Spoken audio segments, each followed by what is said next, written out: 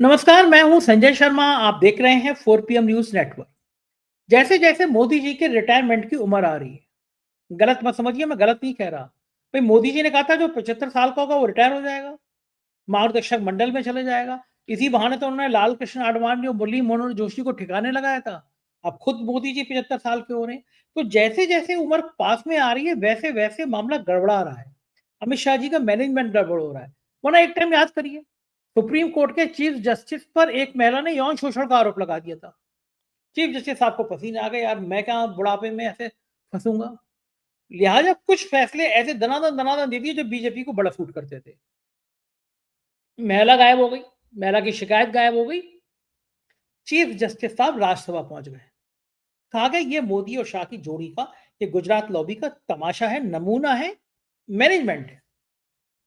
लेकिन इस बार मैनेजमेंट चूक गया, क्योंकि सुप्रीम कोर्ट ने वक्फ बिल को लेकर जो जो लताड़ लगाई है, तो सबने थे कि भाई हम वक्फ वाले बिल में उनकी वक्फ प्रॉपर्टी पे संघ के प्रचारक बिठा देंगे, भाजपा के भक्त बिठा देंगे। फिलहाल नतीजा फैसला क्या है वो तो अंतिम फैसला आज शाम तक पता चल जाएगा। लेकिन जो टिप्पणी थी कल, वो बड़ी भयंकर थी चीफ जस्टिस की, कि आप कैसे किसी हिंदू मंदिर में क्या मुसलमान को बना बिठा देंगे बोर्ड में, तो आप कैसे वक्फ में बिठा सकते हैं। दूसरी तरफ योगी आदित्यनाथ जो कह रहे थे कि उर्दू को लेकर कटमुल्लापना बढ़ा रहे हैं। सुप्रीम कोर्ट ने कहा उर्दू नफरत की नहीं, उर्दू यहीं की भाषा है, प्यार की भाषा है। अभय दुबे जी से मैंने दोनों बातें पूछी और पूछा कि वक्फ बिल के साइड इफेक्ट दिख रहे हैं, सहयोगी दल परेशान है, चंद्रबाबू नायडू नीतीश के पसीने छूटे हुए हैं, एआईडीएमके ने bye bye tata bye bye कर दिया। अभी अमित शाह दोस्ती की बात करके आए थे। बहुत शानदार बातचीत की आज अभय दुबे जी ने। पहले चैनल को सब्सक्राइब कर लीजिए, ज्वाइन कर लीजिए। चलते हैं अभय दुबे जी के पास। 4 PM न्यूज नेटवर्क में स्वागत है अभय दुबे जी आपका। मोदी सरकार ने ठीक किया था कि कल से सोनिया गांधी, राहुल गांधी के खिलाफ चार्जशीट लगा दी थी, क्योंकि सरकार को पता था कि आज सुप्रीम कोर्ट में तो कल सुनवाई होने वाली है, तो ये फटकार पड़ेगी। जी। तो सरकार का सपना था वो तो लगभग सुप्रीम कोर्ट ने तोड़ दिया। जो हुँ। वक्फ पे उन्होंने सवाल खड़े किए, भाई आप क्या इसमें आप गैर मुसलमान व्यक्ति नहीं हुआ, भले ऑफिशियल कोई भी हो, लेकिन गैर मुसलमान, ये तो सबसे बड़ी बात थी। वो जो भक्त थे उनको बिठाना था, सीने पे सांप लौटाना था कि देखो अब्दुल, तुम्हारी छाती पे हमने संघ का एक प्रचारक बिठा दिया, वक्फ बोर्ड हुँ। का। वो तो सब खत्म होते हुए लग रहा है। दोपहर के बाद फाइनल हो भी, जब पता भी चल जाएगा। लेकिन जो टिप्पणी की है वो बहुत खतरनाक थी। और सुप्रीम कोर्ट यही नहीं रुका, दूसरे मामले में योगी जी को माफी मांगनी चाहिए, जो उन्होंने विधानसभा में कहा था कि उर्दू पढ़ा के कठमुल्ले बनाना चाहते हैं। मतलब ऐसे कहते थे उर्दू यानी आतंकियों की भाषा है। सुप्रीम कोर्ट ने साफ साफ कहा कि उर्दू इसी देश की भाषा है, प्यार की भाषा है। बहुत खराब था, कल का दिन बहुत खराब था वो मोदी सरकार के लिए। क्या लगता है ये वक्फ पे जो टिप्पणियां हुई हैं, आदेश कुछ घंटों बाद आ जाएगा, ये अलार्मिंग है। ये मोदी सरकार मैनेज नहीं कर पाई, सुप्रीम कोर्ट को जो कहा जाता था मैनेज कर लेती है। एक जज तो ऐसे मैनेज कर लिए थे, राज्यसभा पहले एक महिला ने शिकायत कराई, फिर उसके जांच के नाम पर सब फैसले कराए और फिर बाद में राज्यसभा भेज दिया। संजीव हुँ। खन्ना आते हैं या इनके हुँ। बाकी जज आते हैं, नहीं आए उनके। क्या लगता है आपको, क्या ये इन सारी टिप्पणियों पे आपका क्या मानना है? देखिए, आज जो अ, सुप्रीम कोर्ट ने जो टिप्पणियाँ की हैं, मुख्य न्यायाधीश ने जो टिप्पणियाँ की हैं, उससे तो पहली नज़र में यही लगता है कि वक़्फ़ का कानून जो सरकार ने बनाया है, बहुत ही कमज़ोर है, उसमें बहुत सारे छिद्र हैं और अदालत की अदालत जब उसे संविधान की कसौटियों पर कसेगी, तो वो टिक नहीं पाएगा उसपे और उसमें सीधे-सीधे अब इसको ना अदालत वापस भेज सकती है, ना कोई उसे संशोधन के लिए कह सकती है इस बिल के अंदर, उस बिल को वो सेट असाइड कर सकती है, अदालत इस बिल को खारिज कर सकती है। उसके बाद सरकार के पास एक ही तरीका रह जाएगा कि वो एक नया कानून लाए, लेकिन नया कानून लाने के लिए भी अदालत ने जो फैसला दिया होगा, उस फैसले को आधार बनाना होगा उसे। अब सरकार अध्यादेश भी नहीं ला सकती, अध्यादेश तो कानून बनने से पहले लाया जाता है, कानून बनने के बाद अध्यादेश नहीं लाया जाता। तो वो भी अब संभव नहीं है। तो अब अगर सुप्रीम कोर्ट का फैसला सरकार के खिलाफ जाता है, यानी वक्फ संशोधन कानून के खिलाफ जाता है, तो ये सरकार की बहुत बड़ी पराजय होगी और जिस प्रकार की गलतियों की तरफ सुप्रीम कोर्ट ने इशारा किया है, वो बताता है कि सरकार कितनी पूर्वग्रहग्रस्त है, सरकार कितनी प्रेजुडिस्ड है वो एक समुदाय के खिलाफ कितनी प्रेजुडिस है, एक धर्म के खिलाफ उसको कितना दुराग्रह है उसके मन में, इसलिए उसने एक ही काम कर रखा है कि उस धर्म के खिलाफ लगातार वो कानून बनाती रहे।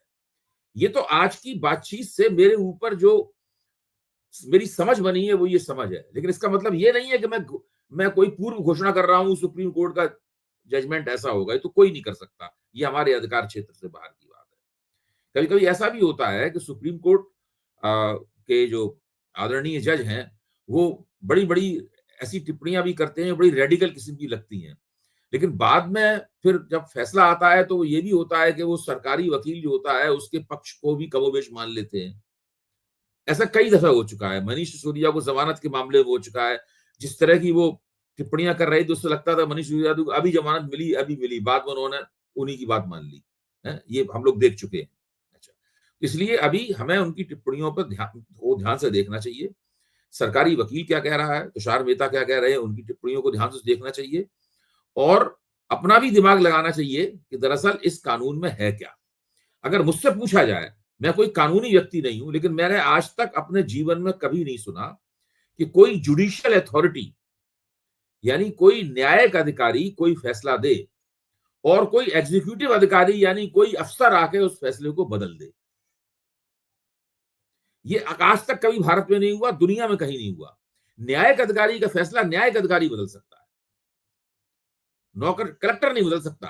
कलेक्टर जो किसी जिले का किसी इलाके का सबसे बड़ा अफसर होता है वो उसको नहीं बदल सकता। अब इस वक्त में इस कानून में क्या प्रावधान किया गया है कि जो वक्फ का जो ट्रिब्यूनल होगा है, यानी जो एक न्यायिक अधिकरण है, उसके फैसले को जज कलेक्टर चाहेगा तो उसको बदल देगा। अच्छा, प्रधानमंत्री नरेंद्र मोदी ने हिसार में अभी जो भाषण दिया वो सारा का सारा भाषण वक्फ के ऊपर था। उन्होंने उसमें एक बात कही कि वक्फ कानून पास हो जाने के बाद में किसी भी आदिवासी की जमीन को हथियाने का अधिकार वक्फ के पास नहीं होगा। पहली बात तो वो इस बात को कह के ये पेश कर रहे हैं कि वक्फ का काम केवल जमीनें हथियाना है, जबकि वक्फ अगर कहीं जमीनें हत्या रहा है तो भ्रष्टाचार का मामला है। वो भ्रष्टाचार के अगर वक्फ कहीं जमीनें हत्या रहा है तो वो भ्रष्टाचार का मामला है और वक्फ बोर्ड में जितने लोग बैठे हुए हैं वो सरकार द्वारा ही नियुक्त हैं और सरकार के पास ऐसे अधिकार हैं, ऐसे कानून हैं कि वक्फ बोर्ड के भ्रष्टाचार में हस्तक्षेप कर सके, उस भ्रष्टाचार का उन्मूलन कर सके, भ्रष्टाचार करने वालों को सजा दे सके। ये वक्फ का काम नहीं है। प्रश्न ये है कि क्या किसी आदिवासी को धर्म परिवर्तन का अधिकार नहीं है? क्या आदिवासियों में मुसलमान नहीं है? बहुत से आदिवासी मुसलमान हैं, बहुत से आदिवासी ईसाई हैं। ईसाई आदिवासी अच्छा, और उनको आदिवासी होने के नाते आदिवासी होने के सारे अधिकार भी मिले हुए हैं। साथ में वो अपना धर्म परिवर्तन करके मुसलमान या ईसाई बन गए हैं। तो मुसलमान होने के नाते अगर वो मुसलमान बन जाते हैं, हो जाता कोई आदिवासी, तो उसको राइट टू प्रॉपर्टी नहीं खत्म हो जाता उसका। उसके पास मान लीजिए एक पेड़ है, एक जंगल का हिस्सा है, एक जमीन है, एक घर है, ये तो अधिकार उसका नहीं खत्म हो जाता ना। अगर उसके पास प्रॉपर्टी है तो मुसलमान होने के नाते किसी वक्फ को वो प्रॉपर्टी वक्फ कर सकता है, यानी खुदा को वो दान दे सकता है। अब मोदी जी कहेंगे कि ये वक्फ ने उसकी जमीन हत्या ली, यहां आदिवासी कार्ड खेल रहे हैं। आप सोचिए मतलब किस प्रकार का गंदा और घिनौना प्रपंच इन लोगों ने रच रखा है, जहां जो मर्जी आए तोड़ मरोड़ के बोलते हैं, हर चीज को अपनी राजनीति के पक्ष में इस्तेमाल करना चाहते हैं, गंदी से गंदी बात बोलते हैं, गलत से गलत बात बोलते हैं, तथ्यहीन से तथ्यहीन बात बोलते हैं और इस देश का मीडिया शर्मनाक तरीके से उनकी तथ्यहीन बातों का भंडा नहीं फोड़ता। अब मैं आपको एक और बात बताता हूं। जैसे वक्त मैं संसद में होने वाली वक्त पे बहस को सुन रहा था, अमित शाह खड़े हुए। अमित शाह ने कहा कि वक्फ बोर्ड में कोई भी गैर मुस्लिम नहीं होगा। बार बार उन्होंने कहा और अखबारों में ये बात छपी भी उनकी। आप कानून उठा के देख लीजिए, कानून में पूरी व्यवस्था है उनके मुसलमान ना होने की, गैर मुसलमानों को उसमें शामिल होने की। यही सुप्रीम कोर्ट ने भी आज पूछा है कि क्या आप किसी, उन्होंने सरकारी वकील से पूछा क्या आप किसी हिंदू मंदिर या ट्रस्ट में मुसलमान के होने की इजाजत देंगे? तो ये सब जो हो रहा है, ये सरकारी लोग समझते हैं कि बाकी सब दुनिया बेवकूफ है। देखिए ये इनका इनका जो कट्टरपंथी तबका है जो इनका समर्थक है, इनका विचारधारात्मक समर्थक है, ये कुछ भी कहें उस पर तालियां बजाता है, उस पर हिंदू राष्ट्र की जय का नारा लगाता है, भारत माता की जय बोलता है, वगैरह वगैरह। इस प्रकार उस एक तबके को मैं मानता हूं कि वो तबका 90 के दशक से अब तक उसका आकार बढ़ गया है पहले के मुकाबले। जब 84 में भारतीय जनता पार्टी की केवल 2 सीटें रह गई थी, उस वक्त कृष्णलाल शर्मा कमेटी ने कहा था कि भाजपा को इतने वोट तो मिले ही हैं जितने जितने हम चाहते थे कि मिलने चाहिए, हमारी विचारधारात्मक ताकत है, उतने वोट तो मिले ही है, इसलिए निराश होने की आवश्यकता नहीं है। मतलब वो 2 सीटों के बराबर वोट भाजपा को मिले थे, मतलब वो उनकी उस वक्त विचारधारात्मक ताकत थी। उसके मुकाबले ये विचारधारात्मक ताकत अब बढ़ गई है, इसमें कोई शक की बात नहीं। लेकिन विचारधारात्मक ताकत इतनी नहीं है कि इनको अकेले उस बात पे चुनाव जिता सके। चुनाव ये केवल सुशासन के दम पे जीतेंगे, और विपक्ष की साख खराब थी इसलिए चुनाव जीतते रहे पहले। अब विपक्ष की साख की भी वोटरों को कोई चिंता नहीं, विपक्ष तो सत्ता में है ही नहीं। कब तक विपक्ष की साख का हवाला देकर आप चुनाव जीतते रहेंगे? अंततः तो विपक्ष अंततः वोटर जो है वो आपके सुशासन को कसौटी पे कसेगा।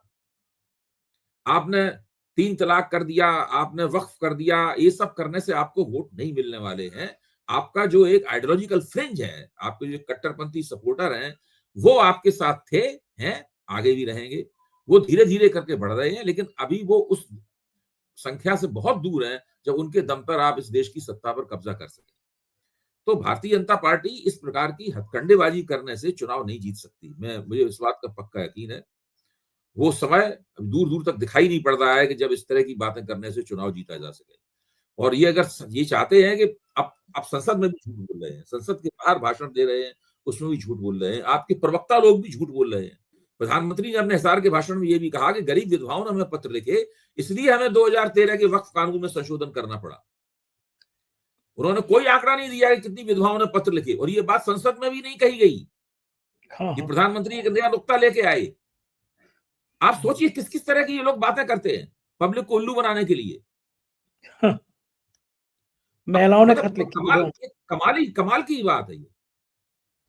कुछ भी करते हैं, मतलब कुछ भी का मतलब कुछ भी करते हैं ये। हर और ऐसी चीज ऐसी का कहानियां, हर चीज, और ये अंबेडकर की जयंती के मौके पे बोल रहे थे, हर चीज का राजनीतिक दोहन करने की कला अगर कहीं है तो वो इन लोगों के पास है। हालांकि उसमें भी वो कला का सबसे भद्दा संस्करण इनके पास है।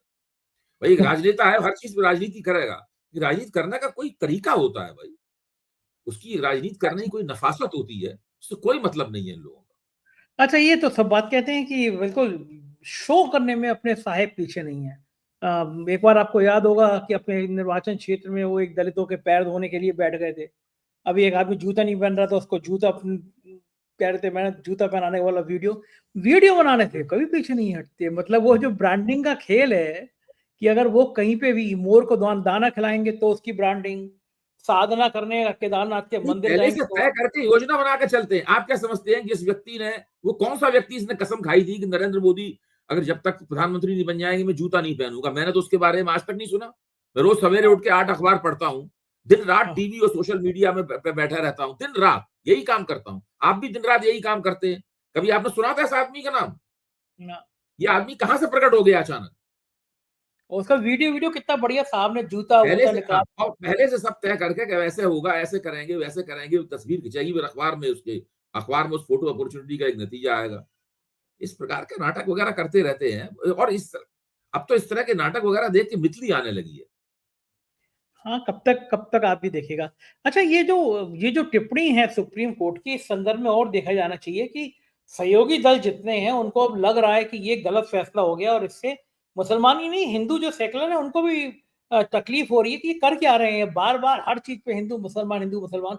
अभी पिछले दिनों अमित शाह गए थे तमिलनाडु, एआईडीएमके के संग घोषणा कर आए थे समझौता। आज खबरें आ रही है कि आईडीएमके ने टाटा बाय बाय कर दिया कि नहीं भैया, बीजेपी के साथ हम सरकार नहीं बनाएंगे। तो ये चंद्रबाबू नायडू और नीतीश को भी समझ में आ रहा होगा ना कि गलत फंस गए हम, ये दांव गलत खेल गया, बड़ी लालच में उन्होंने सरकार चलाने के लिए कर दिया। क्या लगता है? वक्त आप इसमें आपको जरा इसी जो आप बात कह रहे हैं, इसी को दूसरे रास्ते से मैं ले चलता हूं उसी बात की तरफ। आप फर्ज कीजिए सुप्रीम कोर्ट ने जो वक्फ कानून इन्होंने बनाया है उसको सेट असाइड कर दिया, यानी उसको खारिज कर दिया, उसको नल एंड वॉइड डिक्लेयर कर दिया सुप्रीम कोर्ट। अब इनके पास वक्फ कानून को बनाने का एक ही तरीका है कि सुप्रीम कोर्ट ने दिए गए फैसले को ध्यान में रखते हुए ये एक नया कानून ड्राफ्ट करें। और उस नए कानून को इस संसद में लाएं। फिर ये अपने सहयोगियों से अपील कर, उसमें भी ये घुसेड़ेंगे मुसलमान विरोधी बातें, क्योंकि मकसद तो इनका एक है, ये है ही। अच्छा, फिर अभी तक ये नहीं बताते हैं कभी भी कि 2013 का वक्फ कानून जो था, जिसमें भारतीय जनता पार्टी ने 100% मदद की थी उसको पास कराने में, उस वक्फ कानून को आप अब आज की निगाह में वो तालिबानी वक्फ कानून कैसे हो गया? वो पाप कैसे हो गया कि कांग्रेस के उस पाप को धोने के लिए नया कानून बनाया गया? ये कैसे हो गया वो?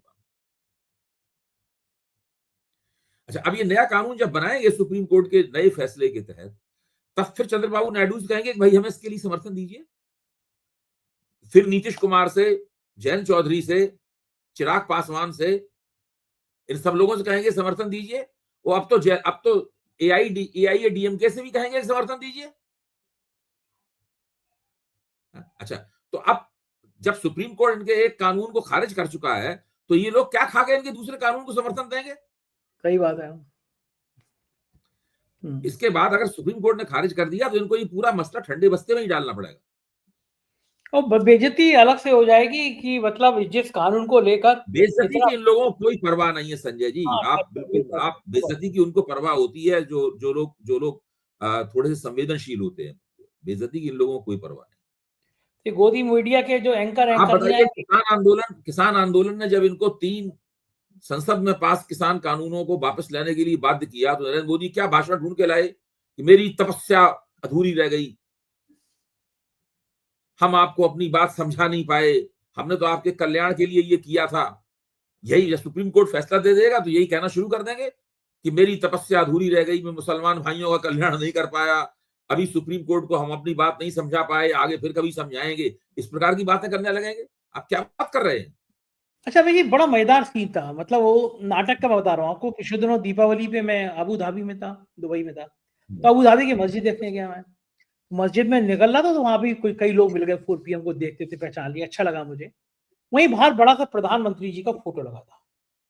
अबू धाबी की मस्जिद घूम रहे थे वहाँ के शेखों के साथ और वहाँ के जो धर्म के लोग मस्जिद की देखभाल करते हैं उनके साथ।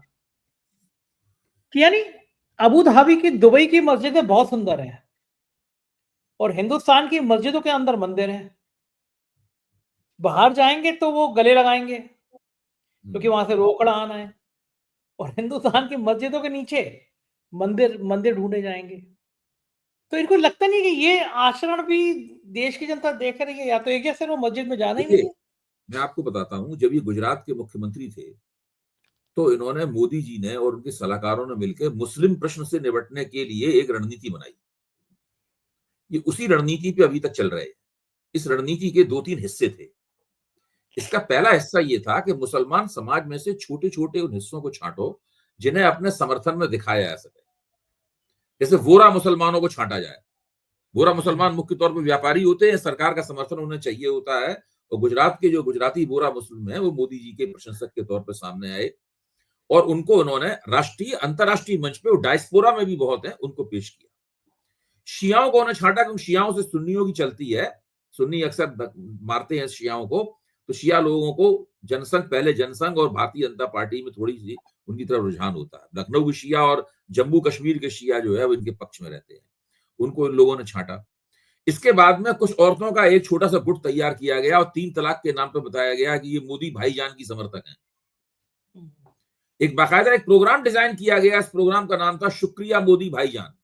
शुक्रिया मोदी भाईजान। हाँ, शुक्रिया मोदी भाईजान, ये भी इसी का हिस्सा है। ये सब चीजें इसलिए की गई ताकि लगातार इस तरह की फोटो अपॉर्चुनिटीज बनती रहें और पश्चिम के जो लिबरल्स हैं, उन लिबरल्स के सामने ये बताया जा सके कि मोदी जी किस तरह मुसलमानों के हित में काम कर रहे हैं। और मध्य पूर्व के जो शेख हैं, उन शेखों के सामने भी ये सब नजारा परोसा जा सके। ये पूरा का पूरा प्रपंच, जो ये ईद के मौके पर जो गिफ्ट हैम्पर देने वाली बात है और ये स्नेह यात्राएं निकालने के वक्तव्य हैं, कोई मतलब नहीं। कोई बीजेपी ने आज तक कोई स्नेह यात्रा किसी पसमानदाओं के घर नहीं निकाली। अब आप सोचिए, ये कहते हैं कि जो बोर्ड थे, वक्फ बोर्ड थे, उसके अंदर मुसलमानों को सही नुमाइंदगी नहीं मिल रही थी। वक्फ बोर्ड में नियुक्तियां कौन करता था? संजय शर्मा करते थे नियुक्तियां उसके अंदर, वक्फ बोर्ड में। वक्फ बोर्ड में पिछले 10 साल से जो वक्फ काउंसिल है, वक्फ बोर्ड है, 10 साल से भाजपा सरकारें नियुक्तियां कर रही थी, तो भाजपा सरकारों को पसमंदा से इतनी मोहब्बत थी, बरेलवियों से मोहब्बत थी, उन्हें बोहराओं से मोहब्बत थी, अहमदियाओं से मोहब्बत थी, इन सबसे मोहब्बत थी, औरतों से मोहब्बत थी, तो उनकी नियुक्तियां कर देते। कोई रुकावट तो थी नहीं, औरतों की नियुक्तियों करने का मौका करने का नियम तो 2090 से चालू है। तो मैं ये हाँ, मेरा आपसे तो आपकी हो गया। आपकी बात तो ठीक है कि ये इस तरह का नाटक करते हैं। दूसरी एक चीज और बड़ी थी, योगी आदित्यनाथ ने उर्दू को लेकर विधानसभा में बहुत जी। अभद्र भाषा का इस्तेमाल किया कि कटहुल्ले पैदा करोगे आप। पूरा हम्म, विवाद में हुआ कि कौन सी भाषा है मुख्यमंत्री की। मतलब उर्दू को उन्होंने ऐसी नफरत दिखा दी जैसे उर्दू तो सीधा आतंकवादियों की भाषा है। इस हम्म। देश की मिट्टी मिट्टी में उर्दू रची बसी है। लोग पुराने जमाने के लोग तो उर्दू और अंग्रेजी जानते थे। कई कई लोग तो ऐसे मिलते हैं मुझे संजय जो जी, कि मैं आपको एक युक्ति बताता हूँ, एक ट्रिक बताता हूँ। हम्म, जिस वक्त योगी जी भाषण दे रहे हो, उनका केवल 5 मिनट का भाषण में कोई सा 5 मिनट का हिस्सा रिकॉर्ड कर लीजिए। मेरे उर्दू के शब्द आएंगे। हाँ, उसको उसका टेक्स्ट उसको ट्रांसक्राइब कर लीजिए, उसका टेक्स्ट सुन के जो है ना, टेक्स्ट लिख लीजिए। मेरी गारंटी है कि उसके अंदर 25 से लेके 30% हो सकता, कभी कभी 40-50% उर्दू के शब्द उर्दू होंगे। उर्दू के शब्द होंगे। हम्म। ये उर्दू बोल बोल के उर्दू को गाली देते हैं, उर्दू को ही उर्दू में गाली देते हैं। ये सबसे अच्छी चीज ये ये सबसे अच्छी बात है। आप कभी भी देख लीजिए, आप नरेंद्र मोदी का देख लीजिए, हाँ, गुजराती में तो इतनी उर्दू है, जो गुजराती बोलने वाले हैं उसमें, मराठी में इतनी उर्दू है, मतलब हम्म, जितने भी तुर्की भाषा के शब्द होंगे वो सब उर्दू के हैं, अरबी के हम्म, शब्द होंगे वो सब उर्दू के हैं, फारसी के शब्द होंगे वो सब उर्दू के हैं, और बहुत सी भारतीय देश भाषाओं के शब्दों का उर्दू संस्करण, मतलब जो उर्दू लहजे के, वो सब उसके अंदर मिलेंगे आपको। हम्म, आप हिंदी की कोई भी डिक्शनरी उठा लीजिए, ये देखिए, ये मेरी मेज पे हमेशा रखी रहती है, ये हिंदी का इतना मोटा शब्दकोश रखा रहता है, बृहत हिंदी शब्दकोश, ये इतना हम्म, मोटा शब्दकोश है। आप कभी भी अपने किसी साथी को लगाइए कि इसके 10 पेज, केवल, ज्यादा नहीं, इसके 10 पेज है, 10 पेजों में देखे जितने शब्द हर देखा कि वो शब्द का स्रोत क्या है, मतलब उसकी आइटम, उसका उद्गम क्या है शब्द का। आप पाएंगे बहुत सारे शब्दों के उद्गम तुर्की में होंगे, फारसी में होंगे, अरबी में होंगे, कुछ शब्दों के उद्गम के आगे उर्दू लिखा होगा, कुछ शब्दों के आगे पुर्तगाली लिखा होगा, कुछ शब्दों के आगे अंग्रेजी लिखा होगा, कुछ शब्दों के आगे लैटिन लिखा होगा, यही सब लिखा होगा सबके आगे। कोई भी भाषा जो होती है वो तरह तरह की भाषाओं से शब्द लेकर ही बनती है। ये हाँ, राष्ट्रीय स्वयंसेवक संघ के लोग और ये योगी आदित्यनाथ तो अलग ही किस्म का संस्करण है, ये राजनेता का। हाँ, तो वो तो अजीब ही किस्म का संस्करण है ये। इन सब लोगों को भाषा के बारे में कुछ भी नहीं मालूम है, कुछ भी नहीं मालूम है भाषा के बारे में। रामचरितमानस, जिसको 5वां वेद कहा जाता है, वो फारसी के शब्दों से भरा हुआ है। तो बस ये केवल इस बात पे अलग से अध्ययन हुए हैं कि रामचरितमानस में फारसी का प्रयोग उसके ऊपर। इन लोगों को कुछ भी नहीं मालूम है। देखिए, इन्हें ईसा केवल मसीह ने कहा था कि हे ईश्वर, इन्हें माफ कर दे, ये नहीं जानते कि ये क्या कर रहे हैं। ये शब्द इन लोगों के लिए ही उचित है। हाँ, सही बात है। इन्हें रंगों के आधार पर, इन्हें भाषा के आधार पर सिर्फ नफरत फैलानी है। ये बहुत कुछ बड़ी नहीं, लाइनें नफरत हैं। शब्द भी उर्दू का है, नफरत शब्द भी नफरत, उर्दू का है। वो एक वो बहुत अच्छी कविता है, वो लाइनें थी ना शेर की, परिंदों क्या फिरका परस्ती क्यों नहीं होती, कभी ये मंदिर पर भारतीय जाकर। जनता पार्टी के भारतीय जनता पार्टी के 100 सांसदों को एक लाइन में खड़ा कीजिए, वो सारे के सारे कुर्ता पहने होंगे। सारे सांसद, एक दो को छोड़ के सारे के सारे लोग कुर्ता पहने होंगे। कुर्ता शब्द तुर्की भाषा का है। उनमें से आप नीचे निगाह डालिए तो उसमें से कम 70-80% पजामा पहने होंगे। पजामा शब्द फारसी भाषा का है। गजब है। इनमें से कितने लोग हैं तंदूरी रोटी खाते होंगे। तंदूर, ईरान से हिंदुस्तान में लोग आए तब तंदूर साथ में लेके आए। आलू की सब्जी कितने लोग खाते होंगे इसमें। अंग्रेज अपने साथ आलू लेके आए, भारत में थोड़ा बनता था, वो हिंदुओं की पैदाइश थोड़ी ना है आलू। चूंकि अंग्रेजों ने पहाड़ों पे आलू बोया, इसलिए उस आलू को पहाड़ी आलू कहा जाता है। ये तो इन लोगों की हालत है। इनमें से कितने लोग कहेंगे आज संसद में चर्चा हुई। आप योगी जी कितने बार बोलते होंगे चर्चा शब्द, मोदी जी कितने बार चर्चा शब्द बोलते होंगे, अमित शाह बोलते होंगे चर्चा, हर कोई बोलता होगा चर्चा शब्द, इसे पूछो चर्चा शब्द कहां से आया? चर्चा शब्द फारसी का शब्द है, संस्कृत का नहीं है। फारसी में चर्चा पुल्लिंग होती है, हिंदी में स्त्रीलिंग होती है। फारसी में चर्चा होता है, हिंदी में चर्चा होती है। इब्ने ईशा की मशहूर गजल है ना, तो गुलाम अली ने गाया है, कल 14वीं की रात थी, शब्बर रहा चर्चा तेरा। शब्बर रहा हिंदी में अगर चर्चा। कहा, हिंदी में होता तो शब्बर रात में चर्चा होती, वहां होता है, बस ये फर्क है। इन लोगों को किसी बात के बारे में कुछ भी नहीं पता। कुछ ने कहा चांद है, कुछ ने कहा चेहरा तेरा। गजब लोग हैं भाई। अवैध जी बहुत बहुत शुक्रिया, आज आपने बहुत मजेदार मजेदार बातें हमें बताई, अपना समय दिया, थैंक यू सर। ये थे अवैध जी और पूरी बातचीत आपने सुनी। मुझको यकीन है आपको लगा होगा कि आज अवैध जी ने कमाल कमाल की बातें की हैं। कैसा लगा वीडियो बताइएगा जरूर, चैनल को सब्सक्राइब और ज्वाइन करना ना भूलें। शुक्रिया, थैंक यू।